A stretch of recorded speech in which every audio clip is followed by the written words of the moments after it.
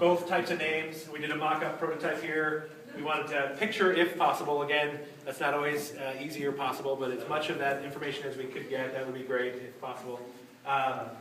Making sure everything's in lay terms, which pharmacy, which doctor, having icons for morning and evening could potentially be helpful, making sure we're getting rid of even terms like oral, discontinued DC, hard stop, soft stop, making sure we're having the number of pills that they're supposed to take. We wanted to maybe sort by the indication or reason why they're taking the med.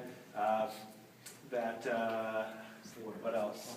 So this was, we wanted to potentially have the same thing that we currently do. A lot of this information was just demographics, either primary provider, any vitals that day, or allergies. Very similar. That wasn't the scope of ours. We just kind of wanted to orient you to the D part summary that stuff would still be up there at the top. And then again, we had a little table here of our mock-up. Generic name, brand name. Alan did a great job, didn't see this until the very end, of actually mocking up some of this. So he's got Ambien, may also be called Zolpidem, was the way that he put it on here. We wanted instructions in lay terms. So take one 10 milligram tablet at bedtime. It's got a little icon for the moon. So we wanted to have little icons, lay terms. In our current D part, it still says PRN, TID.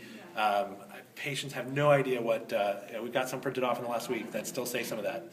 So, any special directions, with food, not without food. We're thinking that we could maybe sort them by the reason for the med. The pharmacy that it went to, who the prescriber was, because we want to coordinate across. The patients don't just see their primary care provider, they may see a psychiatrist who may be the one actually prescribing the Ambien or benzo or something else. And then also showing whether this is new, change. That's something that we currently do today. So I think, and then also we wanted to have others. Didn't want to call it other medications or other prescriptions, because some patients get confused by that as well, because they're like, well, this isn't a medication, or this isn't a prescription, I'm taking a vitamin. And so the best term we could come up with was others.